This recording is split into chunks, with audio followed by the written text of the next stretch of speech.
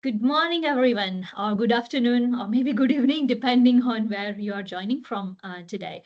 On behalf of Higher Education Research and Development Society of Australasia, HERDSA, and the Australian Awards for University Teaching, AAUT, it is my pleasure as the Vice President of HERDSA to welcome you all in this second session of AAUT HERDSA National Webinar Series. I'd like to acknowledge the traditional custodian of the lands on which we each meet today. And as I'm joining from Adelaide, I acknowledge the Ghana land and people from Ghana land as the traditional owners of this land. And I pay my respects to elders past, present, and emerging. I extend that respect to Aboriginal and Torres Strait Islander people joining us today. And I recognize that enduring knowledge systems, cultural practices, and deep connections to country that continue to inform and enrich teaching, learning, and partnership practices across higher education. As we engage in today's discussion on collaboration and work integrated learning, it is really important that we remain mindful of how partnership can be understood, not only as institutional or industry construct, but as a relational, reciprocal, and place-based practice. This national series continues to serve an important platform for recognizing and disseminating the work of AUT award recipients, while also fostering the sector-wide dialogues on advancing teaching excellence, student experience, and innovation in higher education. Today's session, especially, that brings the people from across the sector, and it is going to be a timely discussion on work integrated learning and development of sustainable collaborative partnership between universities and industry. As institutions are navigating through these increasing expectations for graduate employability, authentic learning, and industry engagement, work integrated learning has moved from complementary offerings to strategic priority now. However, sustainability, scalability, and quality of WIL initiative, they depend significantly on how effectively we design, we nurture, and we sustain partnerships. So this session invites us to move beyond transactional models and towards genuine collaborative, co-designed ecosystems that will create value for students, for institutions, and for industry partners alike. We are very privileged to have an outstanding panel of educators here and the leaders who bring both national recognition and practical insights into this space. I'm very delighted to introduce our chair for today's session, Angela Carboni from RMIT University. Professor Carboni is a long-standing leader in technology and enhanced learning and higher education innovation. A recipient of 1998 AUT Australian University Teachers of the Year Award, and her extensive experience in bridging academic practices with industry and digital transformation positions her exceptionally well in today's session to guide us through this discussion on this topic. We are equally proud to have our distinguished panelist today, Wayne Reid. Hey, Wayne, just wave your hand there. From Deakin University. He's a 2024 AUT citation recipient, and his work reflects impactful approaches to embedding industry-relevant learning within curriculum design. Next is Jessica Emmy Sears from Charles Sturt University. And Jessica is also a 2024 citation recipient, recognized for her contribution to student-centered, practice-oriented learning experiences. And Faith Kwa from Swinburne University of Technology. Faith's work similarly advances innovative and inclusive models on WIL, ensuring relevance and accessibility across diverse student cohorts. So thank you all for joining us today. And as across this panel, what we are going to hear is the insights on how partnerships are initiated, sustained, and scaled, how co-designed processes can be meaningfully enacted, and how persistent challenges such as equity, access, and quality assurance are being addressed in practice. We encourage you all to engage actively throughout the session, So please use Q&A function, chat function there to share your reflection, to share questions. And we will draw from those reflections and questions during our discussion segment as well. So at this point, I hand over to Professor Carboni to lead us through what promises to be a rich and highly relevant conversation. Thank you, and I hope you all enjoy this session. Professor Carboni. Thank you. Thank you so much, Manisha. And I would also like to acknowledge the people of the Wurrung and Burrung language groups of the Eastern Kulin Nations, on whose unceded lands RMIT conducts its business of the university, and that's where I'm from. So thank you so much for that lovely introduction and for introducing our speakers today.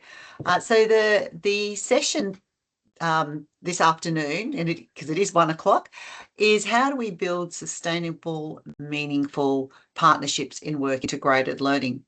And this is really important because we know how valuable it is for students to take knowledge and apply it in the workplace, but also universities are measured on graduate outcomes. So each year we get a set of GOS survey results and we see how we're tracking. And that talks about, those GOS survey results talks about whether our students have got meaningful employment. But as a university, whether they get meaningful employment, that can depend on various factors. But as a university, what we can do is help develop those employability skills. And we know the best way students to get employability skills is to actually put them in the workplace and work in authentic environments. But it's always not possible to place all of our students in the workplace. So we have to find other ways to give them similar types of experiences and still develop those employability skills so that they can then be valuable contributors when they do go to work. And as Manisha said, we've got 3 esteemed colleagues here from across different universities that will be helping us explore the question that this session's about, around how do we build those sustainable and meaningful partnerships in work integrated learning. So my first question I'm going to ask all the panelists is really to describe their role and their experience with WIL, and what does a sustainable and collaborative partnership mean to you in your context. And I'm going to start with Faith, if that's all right. Sure, no worries. Thank you, Angela, and thank you for having me today. Good afternoon, everybody. I echo my my respects to the traditional owners of the lands on which I live and work, which is the Wurundjeri people of the Kulin Nations. I'd like to also pay my respects to all Aboriginal and Torres Strait Islander colleagues who are joining us here today as well. So thanks so much again for having me. So I'm the Bachelor of Health Science course director at Swinburne University of Technology, and we often have a cohort of about 800 to 1,000 students. So this course itself does not lead to a specific vocation, neither does it actually have professional accreditation requirements for professional placements. So in order to address an industry experience for every student in my course, I actually integrated a 1-year scaffolded work integrated learning and authentic assessment model into the course by having direct industry partner engagement on campus in 2 core units, which are subjects, across a 1-year duration. And that's delivered through 2 consecutive semesters. So in this role, I source the partners, either relying on my own expansive network, but also through connections made by my colleagues who have been very generous to share some of their networks. But also I pay very vigilant attention to people I meet, conferences, alumni functions, and any appropriate settings where people have expressed their intention to partner up with us, in driving the future education of our health workforce. So this is pretty much sums up what I've been doing in this role, and very happy to share further with other questions here coming in. Thanks. Great, thank you. Wayne, we might go to you. Describe your role and your experience with WIL to start off with. Thanks, Ange. I am the Senior Lecturer in Work-Integrated Learning for the Deakin Business School. I'm based in Geelong, which is Wadrung land. And for about 8 to 10 years, I was the academic coordinator for WIL within the business school. So we redesigned our WIL suite and how we scaffold WIL across all the courses within the business school offer. And now I'm deputy director of the BCom, so really looking at how WIL is embedded into that course as well. One of the things we do for sustainable collaborative partnerships is we look at what the value add is for students and for the organizational partner that we work with. And because we look at the value students are getting from those experiences, whether that's an internship or a consultancy-based project within the business school, we can quite often work with the same partners on a regular basis. We just finished a couple of programs last week, and I've worked with some of those ones for the first time this trimester, and some of them I've worked with for 3 or 4 trimesters now across the last 6 or so years. And they come back because we can add value to what they're doing as a business. We help alleviate some of the time pressures they have and really help make sure it's a valuable experience for both students and the partners. Thanks so much, Wayne. And over to Jessica. Hi, I'm Jess, and I come from I'm on Bathurst CSU's Bathurst campus, which is Wiradjuri land. And I started my WIL journey back in 2020, 2021, when I'm in teacher education, and the country had a teacher shortage crisis, and that was felt, I think, even more heavily in regional areas where I'm located.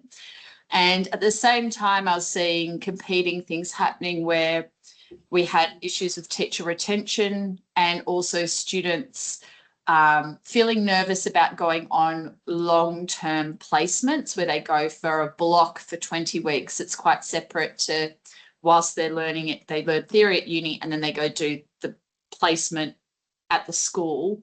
I was wondering how we could kind of stop that theory practice divide, as well as make those students or build their skills in feeling confident to go out into placement and out into the workforce. So how could we use work integrated learning with a model of theory, practice, reflection that was just very cyclical to get them ready for schools, but also to retain them once they got out into schools. So really to develop that confidence and that need within the market. All right, so you've all spoken about, the importance of partnerships and how do you stop that theory to practice divide. So I wanted to ask you next is, how do you identify and approach and secure WIL partners in your current discipline? So maybe I'll start with you, Jessica, since you were the last one to finish last time. So I think one of the first biggest thing for me was trust.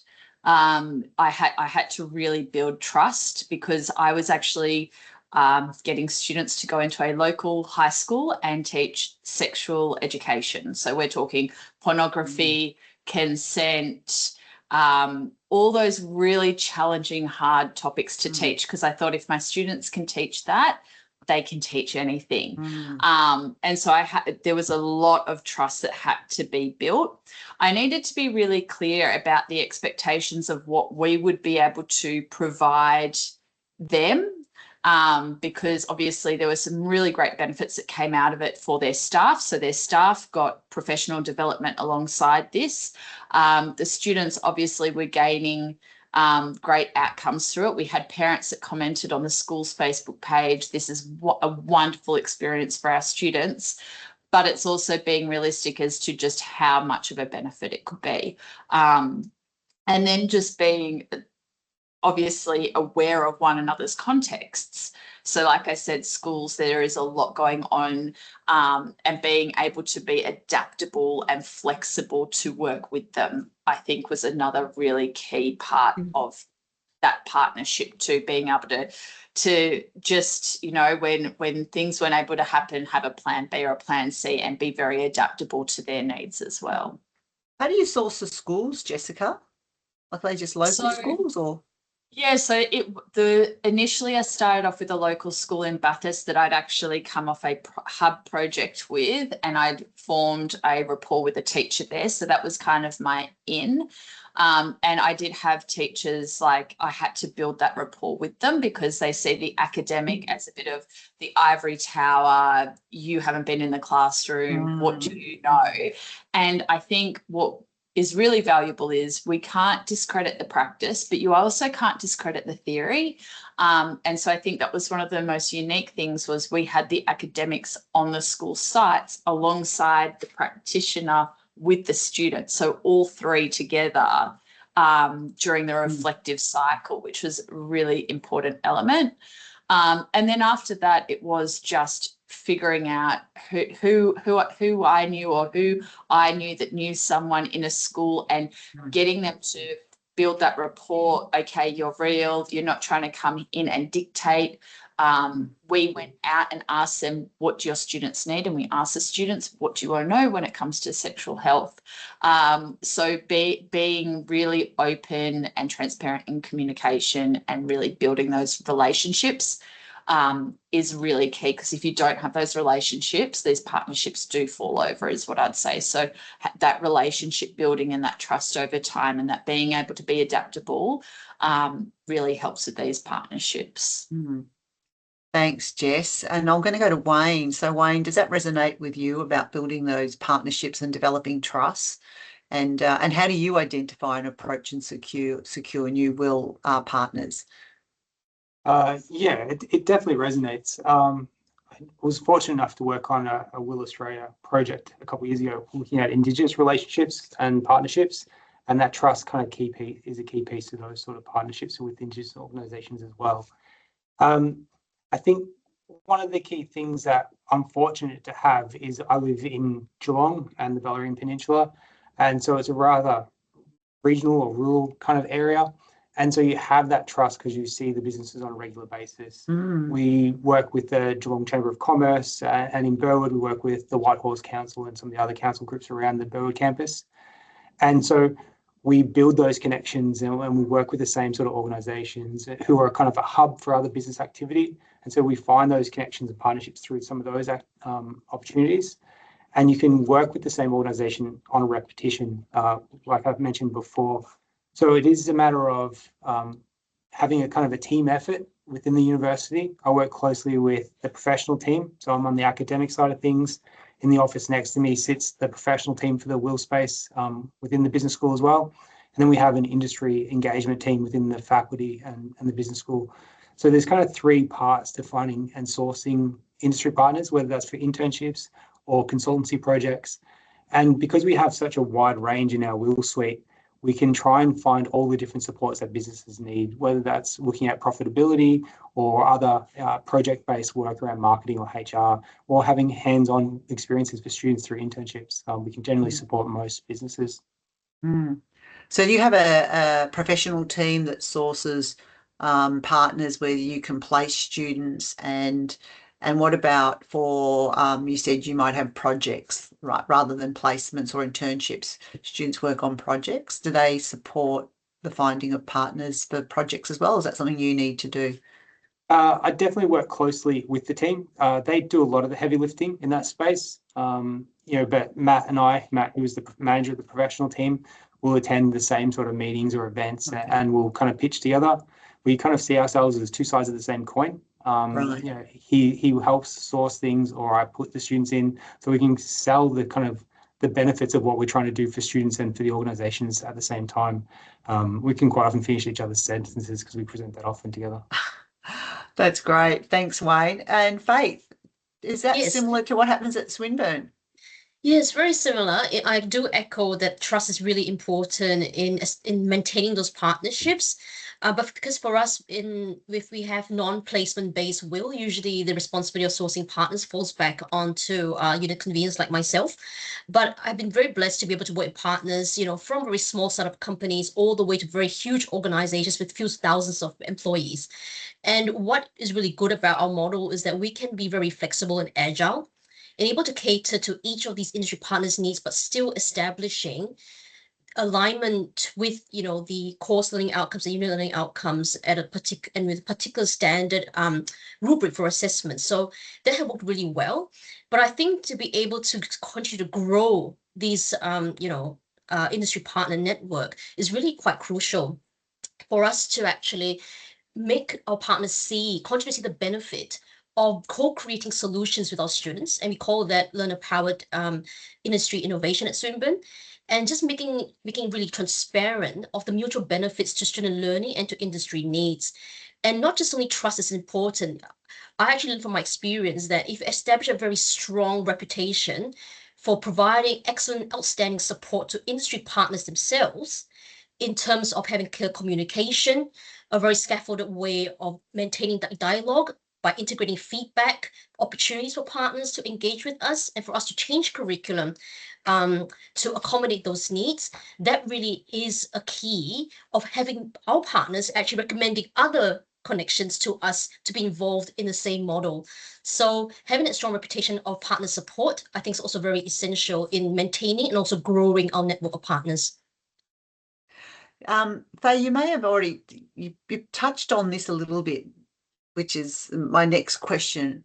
And that is, how do you co-design WIL activities? Because you said you had to co-design them so they were of value to the student, but also to the partners. So how do you go about co-designing an activity? To talk us through that process. Yep.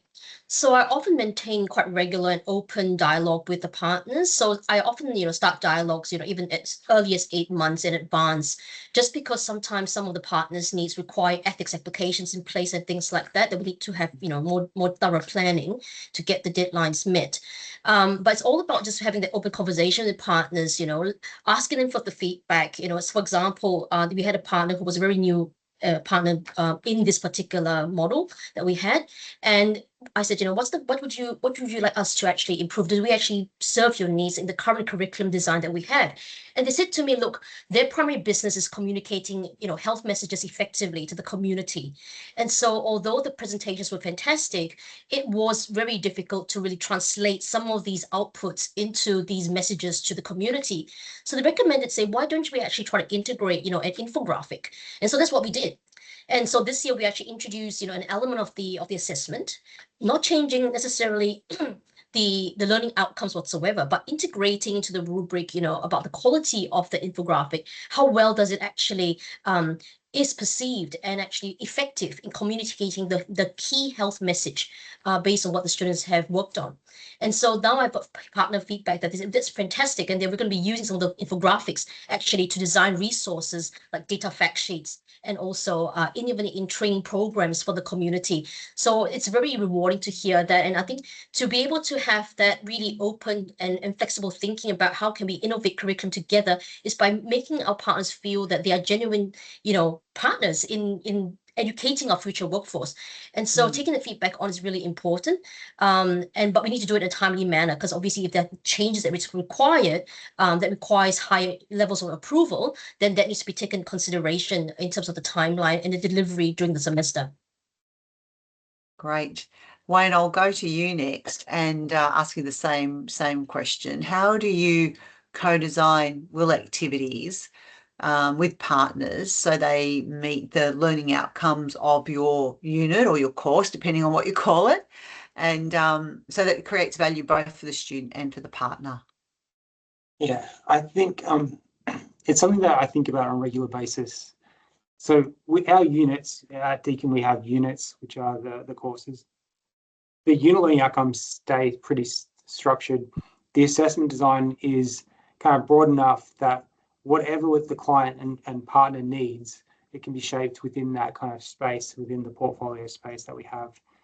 So the first thing we really do is we sit down with the client that we're going to come in for one of our consultancy style projects, and we have a whole range of project suites types, and we work out what benefit they're trying to get from this process and what they really want, and then we work with them to shape a project that is manageable for students in terms of their learning and their abilities, but also what can be achieved within the time frame.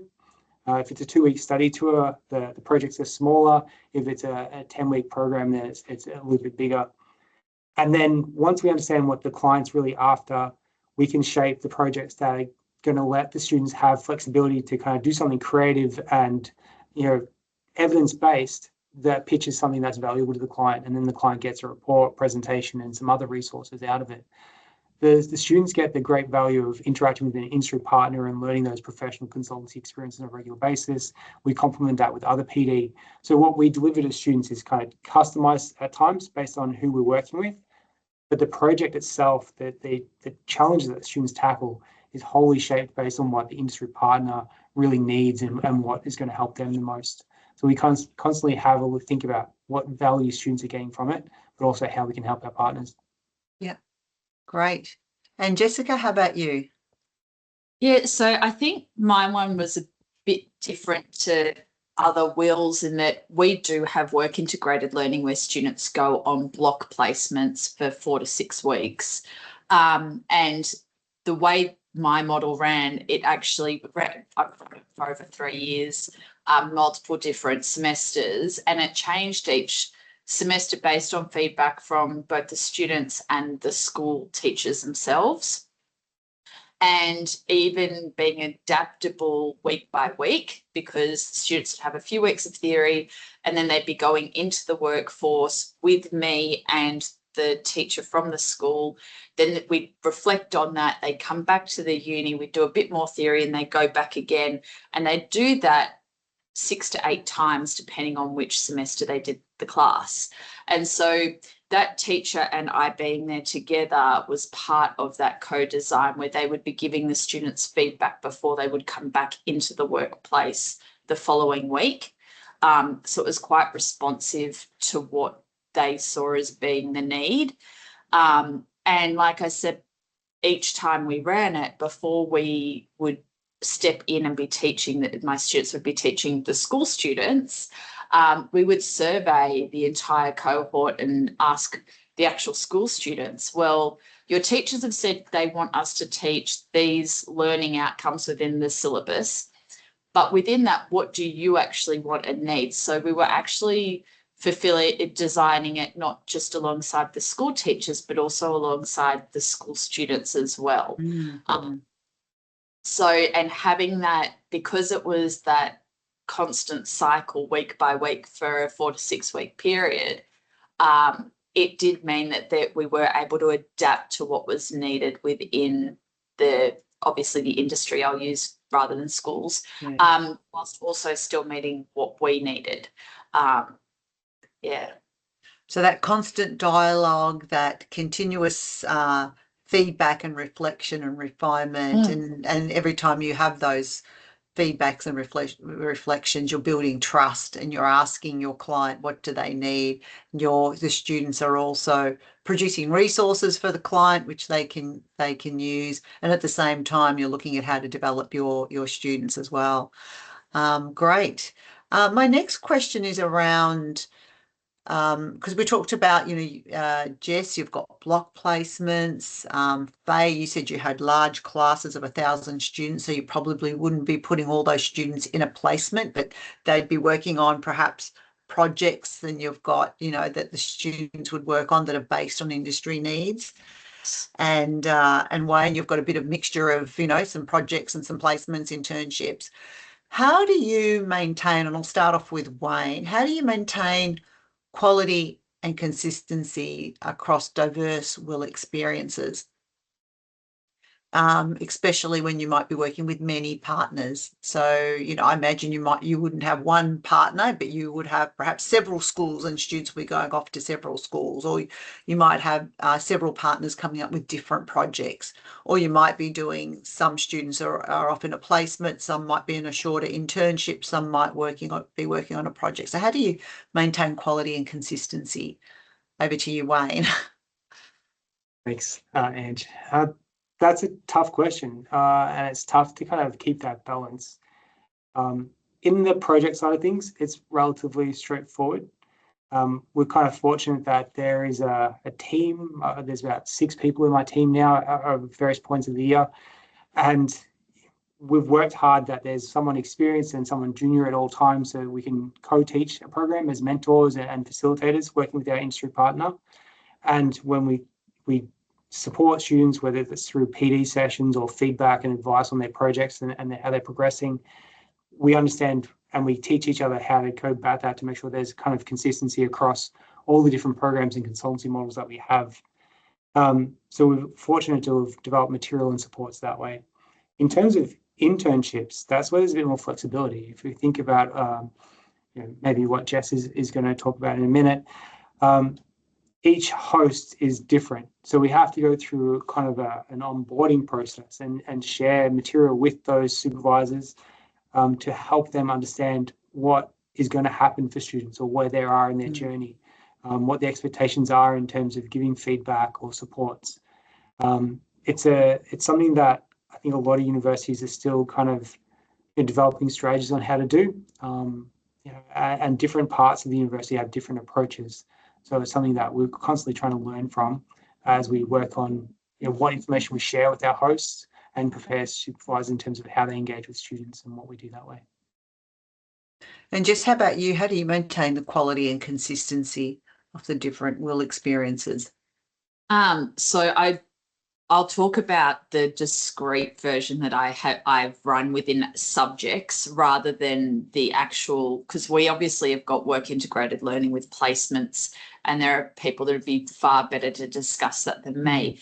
But within subjects where it's discrete like this, I think it's really important to get it right on a small scale before you go up. That's the first thing I'd say. Like it took me 3 semesters to get it where I wanted it to on the Bathurst campus before I rolled it out, because we obviously have got campuses in Port Macquarie, Albury and Wagga as well as online students.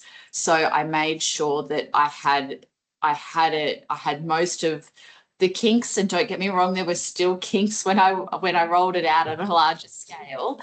But I made sure that I had really refined that process first before I went up.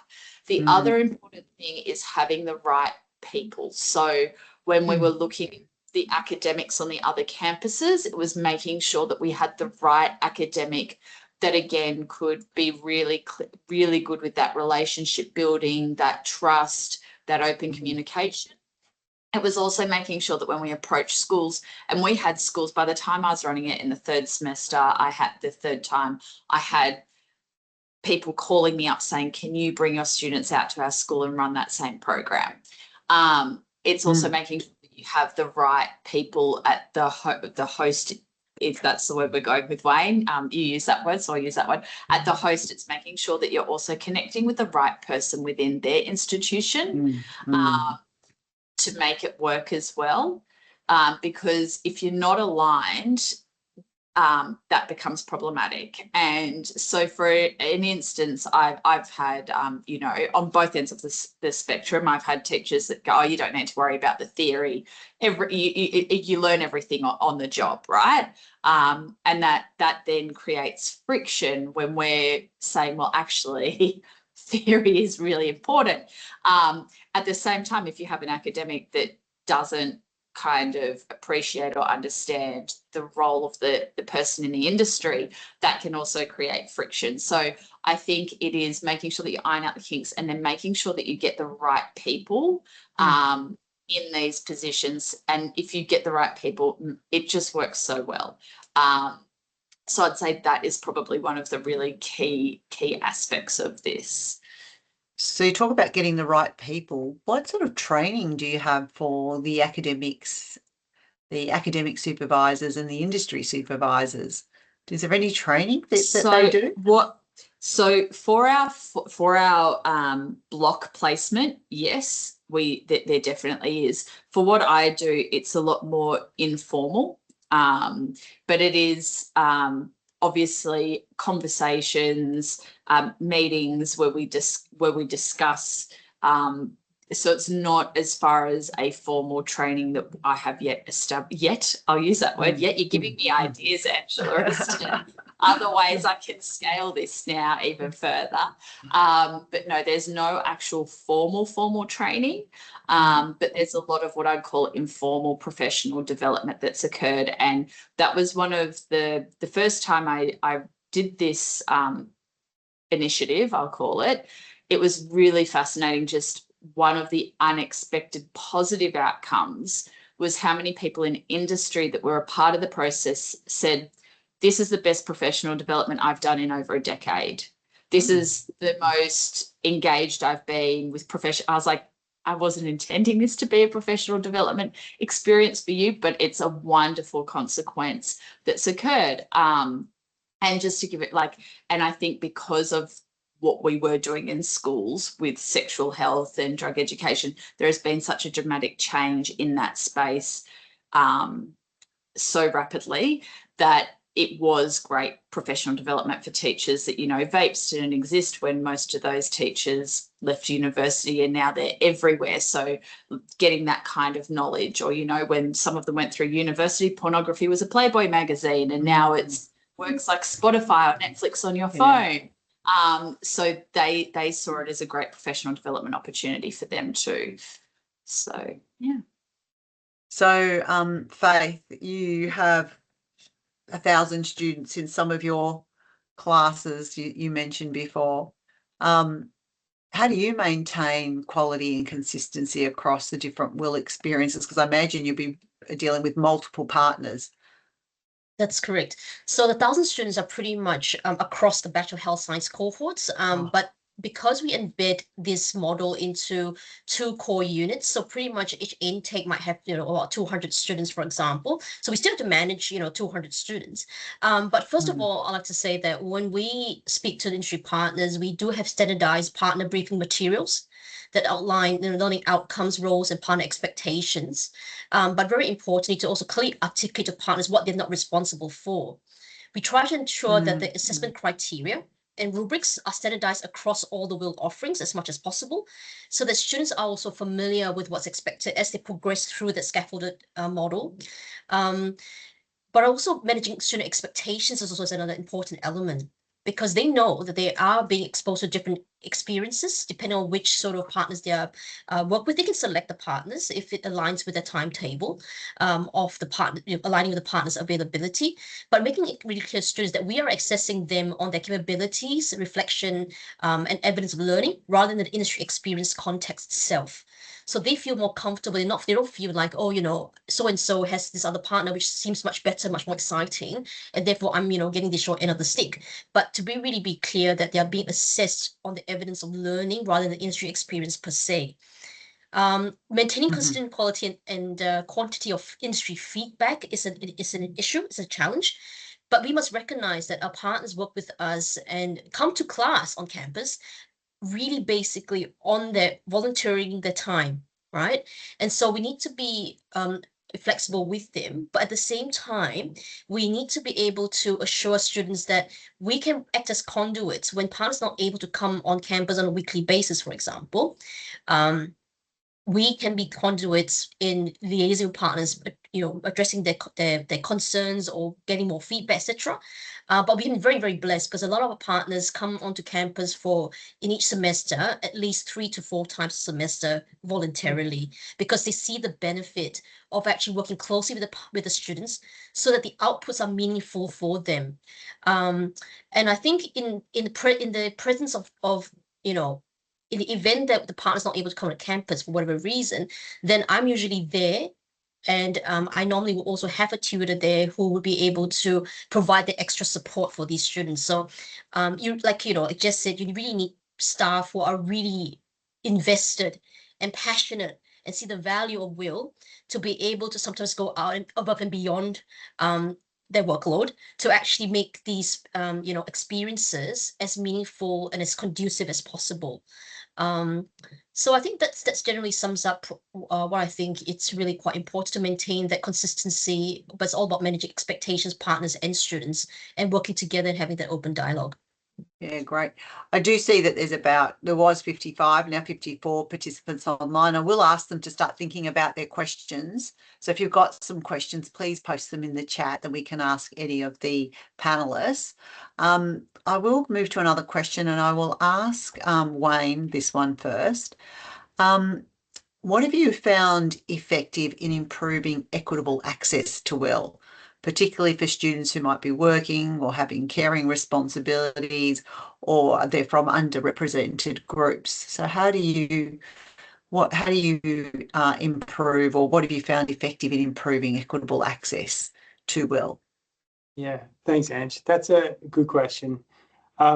one of the things we did, so in about 2017, 2018, our will structure was largely around internships and placements, which requires students to go visit things and give up time to go work in a workplace for extended periods of time. That really makes it hard for people that have low mobility or can't travel, people in regional areas, people that have care responsibilities, and a whole heap of other situations to take on a WIL experience where it was more of an elective at that point in time, and it was slowly transitioning to core requirement for the key courses in the BCom and BBiz, and more of the undergraduate courses within the business school more broadly. So what I kind of did in 2020 is we transitioned to our new WIL suite, which has a whole range of consultancy experiences. It has entrepreneurship, it has the international programs and study tours, it has internships as one of the flavors of WIL that we now offer. And as our consultancy experiences rolled out, we make sure that we offer them both on campus, face-to-face, but also online. We run them through MS Teams, and we run them on different days of the week at different times so students can understand what will work to their schedule. They can also pick the subjects and the programs that suit their career goals and aspirations. So they could take on more of a social impact organization and project. They could take more of a financial business development program or some sort of other consultancy program to support their goals and outcomes. So we've created this variety in our WIL suite that really allows students to pick the type of program and experience that suits them and suits their work requirements. I'm kind of fortunate at the moment that I can quite often leave work to go pick the kids up and then work the rest of the day from home. And that's me being very fortunate in my role, but not all students can do that. And some students are balancing their work commitments. Some students are working from shared houses. Some students are working internationally. They're over in India or China or other parts of Europe. So we kind of make sure we have this wide variety of options every trimester. So anyone that becomes eligible to undertake a WIL program gets told what the offerings are, and they can really plan their schedules to suit. And that really has made it more appealing and more equitable for students in the way. Jessica, I'm going to ask you, because you don't have the luxury of giving your students different types of WIL experiences. They have to do a block of teaching in a school. So how do you improve equitable access to WIL?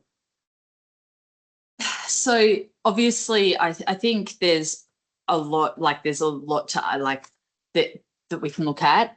What I noticed when I just did even my discrete one, which was run during scheduled tutorial time at a local high school that was not even, it's maybe 3 or 4 minutes from our campus, so it wasn't far, and it was on a public bus route, but it was even students not having professional attire, right? So it's even pairing it and that's not even something that crosses people's minds necessarily. But I was like, we're going into a school, you need to dress professionally, which means, a collared shirt, if you don't have one. And I work with some local voluntary organisations in Bathurst. I was like, I can hook you up with some clothes, some professional clothing if you need it. So it's even at that very basic level of what do students need, even beyond the block placements. But I do know that we do have supports in place for students. Unfortunately, there is a huge amount of value in those block placements.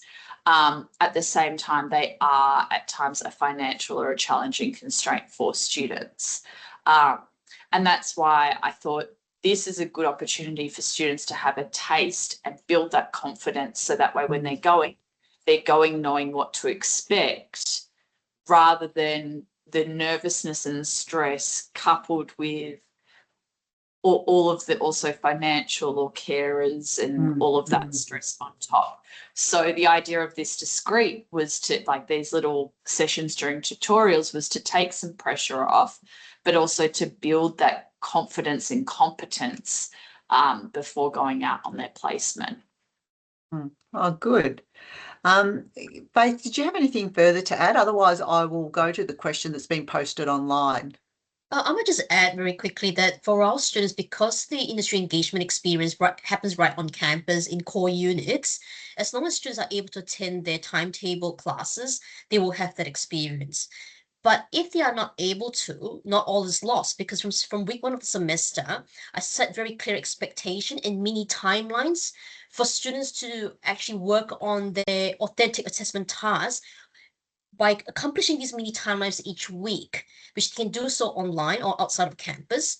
They will be able to make a timely completion of handing in their assignments on time. And so having that really clear schedule, release it really early, allows students to actually plan around work and care responsibilities. And they complete the weekly tasks, whether it's online or campus, they're able to still succeed in those authentic tasks. And obviously, we often encourage students to also work and consult with their group members if they're working on a group project outside of class times, which can do so online. We even have partners who cannot come onto campus sometimes for whatever reason, and we actually log into Teams with them, and we have a laptop, right? We just go from table to table with the laptop with the partner there, and then we have a conversation through that way. So there is definitely a lot of flexibility in how we want to actually cater this experience for both partners and students. You sort of touched a bit on answering the question that Daney posted in the TACH. She teaches online and she's interested in hearing your experience with online versus internal students and the unique challenges or benefits you may see for online students. Wayne covered off some of the flexibility they have offered, which was great to hear. Interested if there are other roadblocks or challenges for online beyond WIL design. Would anyone like to have a go at that? Yep, Jess. Because this was as I said, I ironed out the kinks on the local, then I rolled it out across our footprints, and then I went and did it online. And the challenge I found online was a bigger administrative burden to myself. And again, it was more challenging to find the right people, because with the other campuses, I was able to go and meet and make sure that we're getting the right people for these partnerships. There were a lot of benefits though, because you've got a student that is quite isolated in some respects. Like I know we do a lot of work in our online classes to connect students. But them having almost a lot of my students that did this in the online space, partnering with a local school, actually found a mentor within their local area in their industry. And almost all of them ended up employed by the school that they did the work integrated learning at, because the school was also like, well, we over time saw them develop and listen to our feedback and go through that process and develop, and we want them. So there was benefits, but it wasn't without its teething issues, because also I was dealing with a lot more teachers then. And so I'd just say it's really thinking through, again, because that communication and those relationships are so important. It's just thinking about a way to keep that manageable for whoever's overseeing this. I'm going to move, because we've only got 10 minutes left. I'm going to move to the last two questions. Looking ahead 3 to 5 years from now, what challenges or opportunities do you see for WIL partnerships in higher education, especially with AI coming about? Will industries be interested in engaging with our students when they've got now AI doing the more sort of junior style type of work? Who would like to have a go at that one? And AI is just one thing. There's other, challenges that you might consider. I might go on that one. Yeah. So we really have industry partners telling us that, look, this is how we plan to implement AI in their workforce, right? Even in hospitals and things like that. And they actually want our students to be able to work with them on using their professional judgment and intellectual input in assessing AI outputs for certain purposes in the hospital. So, I think there is a lot of opportunity and scope to actually even strengthen WIL at scale using AI, because because this can be done also remotely, and addressing that accessibility needs as well. And so I think it's a very exciting time where industry is also very excited, and a lot of times they do admit that they are also learning in this space. So we are all in this together as part of the journey, once again co-creating these learning experiences that also integrates AI. But I think what I feel, to answer the second part of the question, which is the opportunities for the future, I really would love to see that universities can actually start to think about creating a methodical pipeline for industry engagement and authentic assessments. What I mean by that is actually thinking about the learner's journey as a whole, starting from perhaps scaffolding the industry engagement and authentic assessment experience from the time when maybe students even enter our TAFE courses, all the way through to the master's program, so that when students go through these milestones and they achieve some of these outputs, generate these outputs with industry, we can use these outputs to mark them as micro-credentials for WIL. And then having these stackable micro-credentials, having that as a little package to show their professional competency when they graduate is probably more valuable than just focusing and putting the burden all onto one capstone project unit in a course that does not have professional placements. Did anyone else, Wayne or Jessica, did you want to add or elaborate on that response? Oh, you go, Wayne, and then I will if you want. Yeah, I think one of the challenges at the moment is that there are a couple of third-party providers emerging that are using AI to create and deliver placements or projects. And so the students don't actually interact with an actual industry partner in those. And there's a couple that have been around for a while that do that. And there's a couple of emerging organizations that provide that. They're kind of a risk in the WIL space that people buy in or support those organizations, and students don't actually get real tangible feedback and interactions with an industry partner or host. So that's kind of a risk. Internships and projects are a great way for students to think about how they can embed AI into their industry and discipline. One of the students last week pitched to their client as part of their team project at the end of the program, and they used AI to mock up a website for what the portfolio of offerings that organization might offer.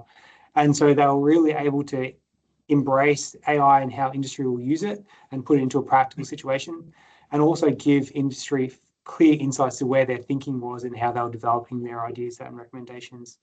So I think that's something. And then when it gets to assessment, a lot of we can judge how students go in the moment. You think about what Jessica's talking about and the feedback they get from being face-to-face and in person with the student and industry partner. But for a business school, some of our assessments are reflective based at the moment. So we're kind of transitioning away from those as we have more AI-based assessments and thinking how AI plays into that assessment space. So there's those sort of things that are impacting WIL for the next couple of years. Yeah. And Jessica, did you have anything further to add? Yeah, I was going to say, I think it's an interesting space because I think some of our schools even they're having some of the challenges we as universities are having when it comes to AI. So that aspect of it's really interesting.